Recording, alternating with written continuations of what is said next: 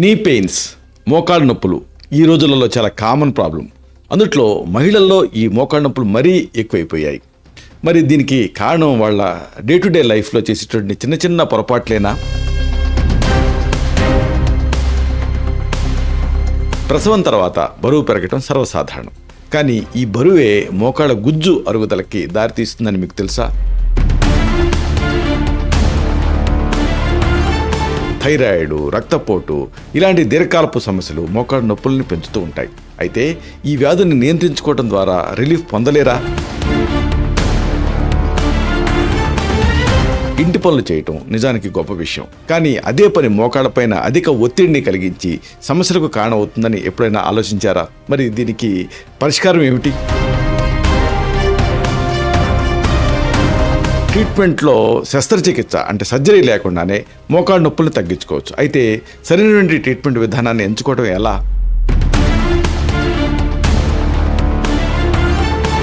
ఈ కీలకమైన అంశాలని, రహస్యాల్ని బాగా లోతుగా, కూలంకషంగా ఈ వీడియోలో మనం తెలుసుకుందాం. మిత్రులారా నమస్కారం. నేను మీ డాక్టర్ చిరుమామిళ్ళ మురళీ మనోహర్. ఈ రోజులలో చాలా కామన్గా కనిపిస్తున్న ప్రాబ్లం ఈ నీ పెయిన్స్ గురించి ఎంత బాధపడుతున్నారంటే చివరికి తట్టుకోలేక సర్జరీలు చేయించుకుంటున్నారు. ఆ తర్వాత కూడా రిలీఫ్ లేక మళ్ళీ వాట్ ఈజ్ నెక్స్ట్ అన్నట్టు చూస్తున్నారు. ఈ నేపథ్యంలో అసలు కాజ్ ఓరియంటెడ్ అప్రోచ్, మోకాళ్ళ నొప్పులు ఎందుకు వస్తాయి, దాన్ని ఎలా తగ్గించుకోవచ్చు సురక్షితంగా, పెయిన్ కిల్లర్స్ లాంటివి లేకుండానే, ఎసిడిటీలు ఇలాంటి ప్రాబ్లమ్స్ రాకుండానే ఆయుర్వేద విధానాలతోటి దీన్ని తగ్గించుకునే ఉపాయాలు ఈ మొత్తం తెలుసుకుందాం. అంటే ఈ మహిళల్లోనే ఈ మోకాళ్ళ నొప్పులు ఎందుకు వస్తాయి ఎక్కువగా వెన్ కంపేర్ టు మేల్స్, అలాగే దీని నుంచి రిలీఫ్ని సురక్షితంగా ఎలా పొందాలి, దీనికి కంట్రిబ్యూట్ చేసేటువంటి కారణాలు ఏమిటి, వీటి మీద మనం ఎక్కువ ఫోకస్ పెట్టబోతున్నాం. చూడండి, మామూలుగా లేడీస్ గురించి చెప్పాల్సి వస్తే ఆడాళ్ళు అబలలు కాదు సబలలు అనేవాళ్ళు ఒకప్పుడు. అంటే మంచి స్ట్రెంత్ తోటి ఉండేవాళ్ళు అని. కానీ ఇప్పుడు ఆడాళ్ళు మీ మోకాళ్ళు జాగ్రత్త అంటున్నారు. అంటే డే టు డే లైఫ్లో ఈ మహిళలు చేసేటువంటి చిన్న చిన్న పొరపాట్లు వాళ్ళ మోకాళ్ళ నొప్పులకి కంట్రిబ్యూట్ చేస్తున్నాయి, కారణం అవుతున్నాయి. ఈ పొరపాట్ల వల్ల మోకాళ్ళలో ఉండేటువంటి ఆ గుజ్జు అనేది అరిగిపోతుంది. మరి మహిళలు ఇలాంటప్పుడు ఏం చేస్తున్నారు, ఎలాంటి ట్రీట్మెంట్స్ తీసుకోవాల్సిన అవసరం ఉంటుంది, ఆయుర్వేద పరిష్కారాలు ఏమిటి, ఈ మొత్తం తెలుసుకుందాం. ఎందుకంటే మహిళల్లో మోకాళ్ళ నొప్పులకి అదనంగా కొన్ని కారణాలు కంట్రిబ్యూట్ చేస్తూ ఉంటాయి. కాబట్టి ఈ కారణాలు సరిదిద్దుకుంటూనే రిలీఫ్ పొందాలి. ఈ మార్గాలు తెచ్చుకోవడం అనేది అవసరం. ప్రధానంగా వెంటనే మోకాళ్ళు వచ్చి రావడంతో ఇక ఈ knee replacement, total knee replacement గురించి ఆలోచిస్తారు. పొరపాటున ఏదన్నా ఒక టోటల్ నీ రీప్లేస్మెంట్ సెంటర్కి ఫోన్ చేస్తే అక్కడి నుంచి వాళ్ళే ఫాలోఅప్లు చేస్తూ ఉంటారు.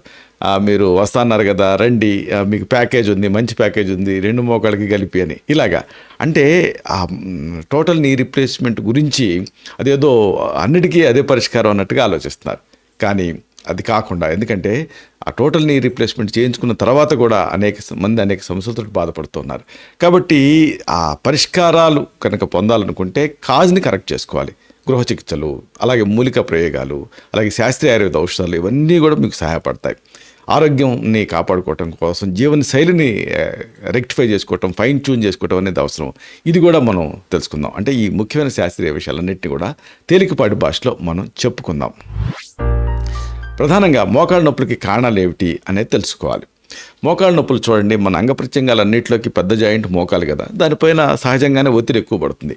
ఇక మహిళల్లో ఇది ఎక్కువ కనిపించడానికి కారణాలు ఏమిటి అంటే, ఒకటి అధిక బరువు, అలాగే థైరాయిడ్ సమస్యలు బాగా పెరిగిపోతూ ఉన్నాయి, ఇంకా రక్తపోటు లాంటివి అనేక అంశాలు. ఇవన్నీ కూడా రెగ్యులర్గా కొన్ని పనుల వల్ల ఇలాంటివి ఇక వాళ్ళు చేసేటువంటి డే టు డే యాక్టివిటీస్, వీటి వల్ల ఒత్తిడి పెరిగిపోతూ ఉంటుంది. ఎక్కడైతే ఒత్తిడి పెరిగిందో అక్కడ ఆటోమేటిక్గా వేర్ అండ్ టేర్ అనేది ఉంటుంది. కాబట్టి ఇలాంటి వాటిలో అతి ముఖ్యమైన ప్రాబ్లం ఏంటంటే అధిక బరువు. ఈ ఓవర్ వెయిట్ వల్ల ఎక్కువగా మోకాళ్ళ నొప్పులు వస్తూ ఉన్నాయి. పెళ్లి తర్వాత చాలామంది మహిళలు బరువు పెరగటం అనేది సాధారణంగా మనం చూస్తూ ఉంటాం. ముఖ్యంగా ప్రసవం తర్వాత శరీరంలో అనేక మార్పులు వస్తాయి. చాలామంది ఈ వెయిట్ని కంట్రోల్ చేసుకోకపోవటం వల్ల అది మోకాళ్ళ మీద ఒత్తిడిని కలగజేస్తూ ఉంటుంది. అలాగే మినిమం ఎక్సర్సైజ్ అనేది ఉండటం లేదు, దీంతో కూడా సమస్యలు వస్తాయి. చాలామంది నా పేషెంట్స్ ఏం చెబుతారంటే, పొద్దున్నుంచి సాయంత్రం దాకా నాకు పని ఉంటుంది డాక్టర్ గారు, ఇక ఆ పనే సరిపోతుంది, ఆ పని చాలు కదా, మళ్ళీ ఎక్సర్సైజ్ అదనంగా ఎందుకు అంటూ ఉంటారు. కానీ ఇక్కడ ముఖ్యమైనది ఏంటంటే అది ఎగ్జర్షన్, నాట్ ఎక్సర్సైజ్. ఇప్పుడు ఎడాపెడా మనం వాయించాం అనుకోండి, శబ్దం చేసాం అనుకోండి, శబ్దం అవుతుంది తప్పితే మ్యూజిక్ అవుతుంది.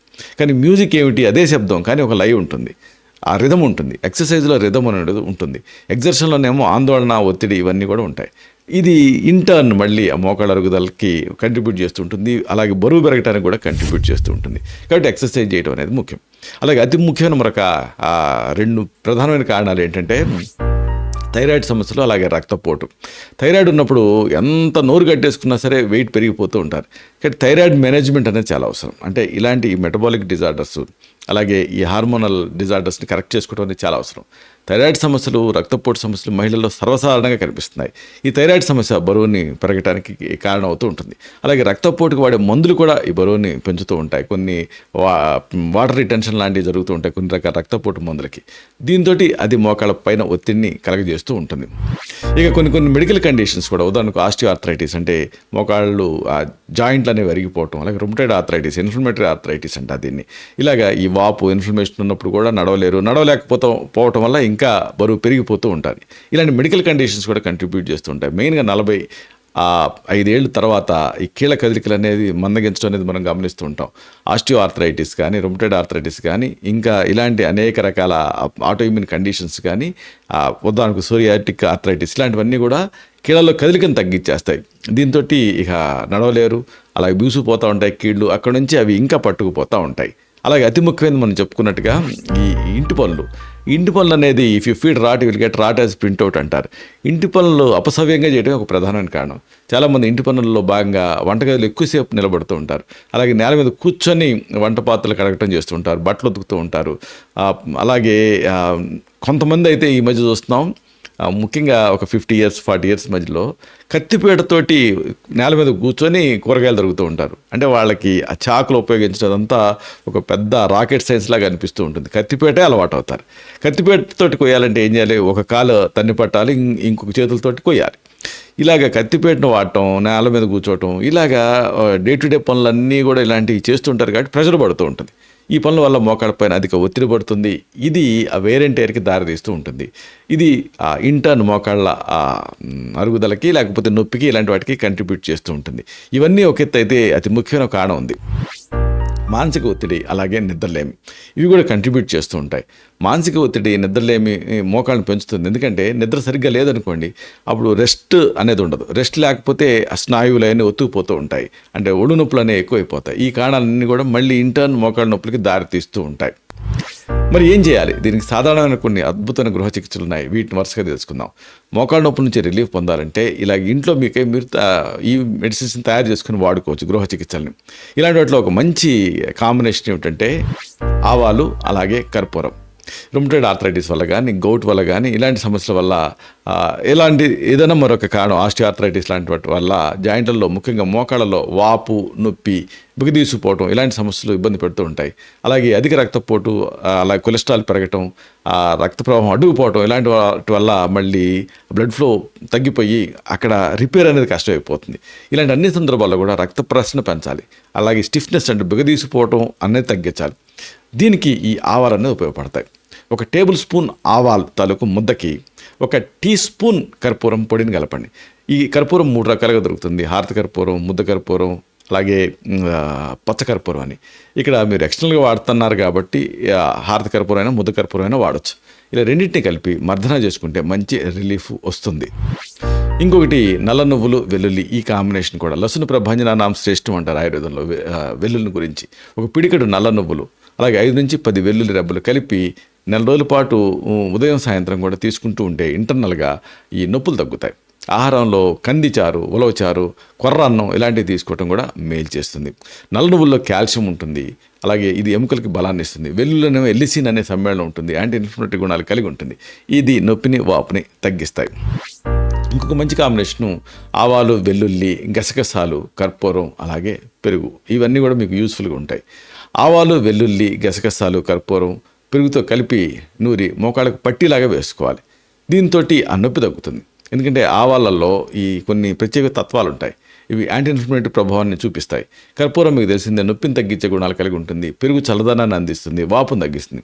ఈ లేపనం రక్త ప్రసరణ పెంచుతూ నొప్పి నుంచి రిలీఫ్ని ఇస్తుంది. ఇంకొకటి కలబంద, అలాగే జొన్న రొట్టె, బెల్లం ఈ కాంబినేషన్లో తీసుకోవటం ఇంటర్నల్గా. ఈ కలబంద రసం, అలాగే జొన్నల తాలూకు పిండి, అలాగే బెల్లం కలిపి వేడి పాలతోటి ఒక వారం రోజుల పాటు తీసుకుంటుంటే ఇంటర్నల్గా మోకాళ్ళ నొప్పులు తగ్గుతాయి. కలబందలో ఉండేటువంటి యాంటీ ఇన్ఫ్లమేటరీ సమ్మేళనాలు వాపును తగ్గిస్తాయి. జొన్న రొట్టె ఫైబర్ని ఇస్తుంది, ఇంకా బెల్లం ఏమో శక్తిని ఇస్తుంది. ఈ మిశ్రమం కీళ్ళ ఆరోగ్యానికి మేలు చేస్తుంది. ఇలా కాకుండా ఒక సింపుల్ కాంబినేషన్ ఉంది, సింపుల్ మెడిసిన్, ఇదే ఆముదం. ఈ ఆముదం ప్రధానంగా వాపుతో కూడినటువంటి జాయింట్ పెయిన్స్లో బాగా పనిచేస్తుంది. ఎందుకంటే దీంట్లో రెసినోలిక్ యాసిడ్ అనే ఒక ముఖ్యమైనటువంటి ఫ్యాటీ యాసిడ్ అనేది ఉంటుంది. ఇది అద్భుతమైనటువంటి యాంటీ ఇన్ఫ్లమేటరీ ఔషధం. ఇది ఒక టేబుల్ స్పూన్ ఆముదాన్ని వేడి చేసి మోకాళ్ళ పైన మర్దన చేసుకుంటూ ఉండాలి. ఇది నొప్పిని వాపును గుంజేస్తుంది, రక్త ప్రెషర్ని పెంచుతుంది. ఇక దీనికి ఏకమూలిక ప్రయోగాలు అంటారు, సింగిల్ హెర్బల్ రెమెడీస్. ఇవి కూడా అద్భుతంగా ఉన్నాయి. ఆయుర్వేదంలో వీటిని పర్మిటేషన్స్ అండ్ కాంబినేషన్స్లో కానీ అలాగే అచ్చంగా కానీ వీటిని ఇస్తూ ఉంటాం. ఇలాంటి వాటిలో ముఖ్యంగా మనం చెప్పుకోవాల్సింది ఏంటంటే గుగ్గిలం. దీన్ని కామిఫరా ముకుల్ అనేటువంటి పేరుతోటి పిలుస్తారు. దీన్ని గుగ్గిలం లేదా గుగ్గులని తెలుగులో అంటారు. గుగ్గిలం కీళ్ళ వాపును తగ్గిస్తూ నొప్పి మీద కూడా బాగా ప్రభావవంతంగా పనిచేస్తుంది. దీంట్లో ఉండేటువంటి రెజిన్స్ అనేవి శక్తివంతమైన యాంటీ ఇన్ఫ్లమేటరీ గుణాలు కలిగి ఉంటాయి. గుగ్గులు పొడి రూపంలో తీసుకోవచ్చు. శుద్ధ గుగ్గులు అన్న పేరుతో దొరుకుతుంది, ట్యాబ్లెట్ ఫామ్లో, క్యాప్సూల్ ఫామ్లో కూడా. లేదు అచ్చంగా పొడి కూడా వాడుకోవచ్చు. ఒక పావు టీ స్పూన్ నుంచి అర టీ స్పూన్ పొడిని 2 సార్లు గోరువెచ్చని నీళ్ళతో తీసుకుంటూ ఉండాలి. ఇది కీళ్ళ వాపును తగ్గిస్తూ నొప్పిని కంట్రోల్ చేస్తుంది. ఆయుర్వేద ప్రకారంగా ఇది వాత దోషాన్ని నివారిస్తుంది. ఇంకోటి ఏంటంటే ఇది కూడా అంటే మంచిది, బెస్ట్ యాంటీ ఇన్ఫ్లమేటరీ హెర్బ్ ఇదే సెల్లకి, అందుగు అంటారు. ఈ బోస్వెల్లా సెరేటా అనేది దీని బొటానికల్ నేము. ఇది కూడా ఒక గమ్ లాగా మీకు దొరుకుతుంది ఆయుర్వేద మూలికల అంగాలలో.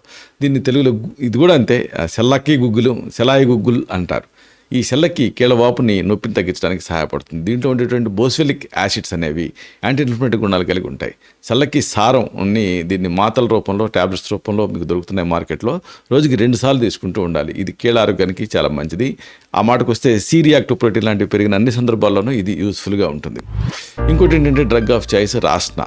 ఇది అప్లూచియా ల్యాన్సిలేటా అనేటువంటి బొటానికల్ నేమ్ తోటి దీన్ని పిలుస్తాం. ఇది కూడా అంటే డ్రగ్ ఆఫ్ చాయిస్, తెలుగులో రాస్నా అంటారు. ఈ రాస్న వాత దోషాన్ని తగ్గిస్తూ కీళ్ళ నొప్పి నుంచి రిలీఫ్ని ఇస్తుంది. రాస్న కషాయం లేదా రాస్న పొడి, దీన్ని రోజుకి 2 సార్లు తీసుకుంటూ ఉండాలి. ఇది కీళ్ళ కదలికల్ని ఇంప్రూవ్ చేస్తుంది. అయితే ఈ సమస్య బాగా ఉన్నప్పుడు మాత్రం మీ శరీర తత్వాన్ని బట్టి మీకు కొన్ని శాస్త్రీయ ఆయుర్వేద మందుల్ని ప్రిస్క్రైబ్ చేయాల్సి ఉంటుంది. ఈ మందులు ఏం చేస్తాయి అంటే, ఒకటి డైరెక్ట్ పెయిన్ కిల్లర్స్లా కాకుండా ప్రాబ్లమ్ని రెక్టిఫై చేస్తాయి, రిపేర్ చేసి ఎప్పుడైతే జరిగిందో అప్పుడు రిలీఫ్ అనేది మీకు రాడికల్ క్యూర్ అనేది ఉంటుంది. ఇలాంటి వాటిలో ముఖ్యంగా మనం చెప్పుకోవాల్సింది యోగరాజ గుగ్గులు. ఔషధం ప్రధానంగా మూలికల కలయికతో తయారవుతుంది. ఇది కీళ్ళ వాపుని నొప్పిని తగ్గించడానికి సహాయపడుతుంది. 2 మాత్రలు రోజుకి 2 సార్లు గోరువెచ్చని నీళ్ళతో తీసుకోవచ్చు. ఇది వాత దోషాన్ని తగ్గిస్తూ కీళ్ళ ఆరోగ్యాన్ని పెంచుతుంది. అలాగే ఇంకొకటి ఒక అనుబంధ ఔషధం కింద మేము ఇస్తూ ఉంటాం, అంటే వెహికల్ కింద. ఇదే మహారాష్ట్రాది క్వాథం. చెప్పుకున్నాం కదా, రాస్నా అనేది దీంట్లో ప్రధాన ఇంగ్రీడియంట్ అని. అనేక మూలికల సమ్మేళనం ఇది కాంబినేషన్స్లో దొరుకుతుంది. ఈ కాంబినేషన్ని ఒక కషాయ రూపంలో రెడీమేడ్గా అమ్ముతారు. ఈ క్వాదం మోకాళ్ళ నొప్పుల్ని తగ్గించడానికి సహాయపడుతుంది. 10 మిల్లీలీటర్ నుంచి 15 మిల్లీలీటర్ల ఈ క్వాదాన్ని రోజుకి 2 సార్లు గోరువెచ్చని నీళ్ళతో డైల్యూట్ చేసి తీసుకోవాలి. ఇది కీళ్ళ వాపును తగ్గించి నొప్పిని తగ్గించడానికి సహాయపడుతుంది. అలాగే ప్రధానంగా ఒక్కోసారి చిన్న చిన్న ఆస్టియోఫైట్స్ అవి కనిపిస్తూ ఉంటాయి. ఇవి విరిగిపోయి అక్కడ తేలుతూ మోకాళ్ళ నొప్పులు కలగజేస్తూ ఉంటాయి. ఇలాంటప్పుడు ఇలాంటి విరిగిన ఎముకల్ని ట్రీట్ చేసినట్టుగా దీన్ని చేయాల్సి ఉంటుంది. దీనికి అద్భుతమైనటువంటి ఔషధం ఏంటంటే లాక్షాది గుగ్గులు. ఈ లాక్ష అంటే లక్క, అంటే మనం ఎట్లయితే ఏదన్నా ఒక పాత్రలు చిల్లు పడినప్పుడు లక్కతోటి అలాగే దాన్ని పోస్తారో లక్కతోటి, అలాగా ఇది విరిగిన ఎముకల్ని సంధానిస్తుంది. అది దీని ప్రత్యేకత. ఇది ఎముకల ఆరోగ్యాన్ని పెంచడంతో పాటుగా ఎముకలకి స్ట్రెంత్ని ఇస్తుంది. ఎముకల బలహీనత వల్ల వచ్చేటటువంటి మోకాళ్ళ నొప్పులను తగ్గించడానికి సహాయపడుతుంది. 1 లేదా 2 టాబ్లెట్స్ కానీ మాత్రం కానీ రోజుకి 2 సార్లు దీన్ని తీసుకోవాల్సి ఉంటుంది. అలాగే బాగా తీవ్రంగా ఉన్న సందర్భాల్లో సాధారణంగా ఈ బృహత్వాత చింతామణి ఇలాంటి మెడిసిన్స్ కూడా ప్రిస్క్రైబ్ చేస్తూ ఉంటాం. ఇవి హెల్ప్ఫుల్గా ఉంటాయి, ఈ నొప్పులు తగ్గించడానికి సహాయపడతాయి. ఇంకా తీవ్రంగా ఉన్న సందర్భాలలో మోకాళ్ళ మీద ఒక జానుసంధి అని ఒక గోడలాగా నిర్మించి దాంట్లో ఏదన్నా నూనెని, అంటే వాత ప్రధానంగా ఉండేటువంటి వాతాన్ని తగ్గించే నూనెలు కొన్ని ఉంటాయి. ఇలాంటి నూనెలు వేడి చేసేసి దాన్ని ఆ సందుల మీద, ఆ జాయింట్ మీద అప్లై చేయడం జరుగుతుంది. కొంతసేపు అలా ఉంచితే ఆ వేడికి మోకాళ్ళలో కదిలిక అనేది వస్తుంది, ఫ్రీ అవుతాయి, స్పాసిటీ రిలీజ్ అవుతుంది. దీంతో ఈ సమస్య నుంచి బయటపడతారు. అవసరం ఇంటర్నల్గా కూడా వస్తికర్మలు ఇలాంటి పంచకర్మ చికిత్సలు చేయాల్సి ఉంటుంది. ఇలాగ ఈ మోకాళ్ళ నొప్పులు ఇబ్బంది పెడుతున్నప్పుడు ఇవన్నీ చక్కని ట్రీట్మెంట్స్ కింద ఉంటాయి. ముగింపుగా ఒక ముఖ్యమైన మాటని మీకు విన్నవించాలి. మోకాళ్ళ నొప్పులు కేవలం శారీరక సమస్య కాదు, ఇది జీవనశైలికి సంబంధించినటువంటి ఒక సమస్య. సరైన ఆహారం, వ్యాయామం, మానసిక ప్రశాంతత ద్వారా ఈ మోకాళ్ళ నొప్పుల నుంచి బయటపడవచ్చు. మెయిన్గా మహిళలు. ఆయుర్వేదం, ఆధునిక విజ్ఞానం రెండు మనకి మార్గదర్శకాలుగా ఈ సందర్భంగా నిలుస్తాయి. ఈ జీవితంలో ఆరోగ్యం అనేది నిజానికి ఒక వరం. మోకాళ్ళ నొప్పులు మన నడకని ఆపకూడదు. ధైర్యం, ఆత్మవిశ్వాసం మనకి ఎప్పుడు కూడా తోడు ఉండాలి. ప్రతి అడుగులో కూడా మనం ఆనందం మనకి ఉండాలి. అంటే ఆ పర్పస్ఫుల్గా మనం లైఫ్ లీడ్ చేయాలి. అంతేగాని ఎందుకు వచ్చిందిరా భగవంతుడా ఈ లైఫ్ అన్నట్టు ఉండకూడదు. కాబట్టి మన ఆరోగ్యం మన చేతుల్లోనే ఉంటుంది. మన ఆరోగ్యం మన చేతిలో ఉండాలంటే మన బరువు మన కంట్రోల్లో ఉండాలి. కాబట్టి దీనికి అలాగే మన ఎమోషన్స్ని వీటన్నిటిని కూడా మనమే కంట్రోల్ చేసుకోవాలి. దానికి అవసరం అనుకుంటే ఇప్పుడు మనం చెప్పుకున్నటువంటి ఈ మెడిసిన్స్ మీకు సహాయపడతాయి. శతం జీవ శరదో వర్ధమానః, శతం హేమంతాన్ శతం వసంతాన్. 100 శరత్తులు, 100 హేమంతాలు, 100 వసంతాలు వర్ధిల్లుతూ జీవించండి. Stay healthy, stay happy, be positive, keep smiling. Love you all. శుభం.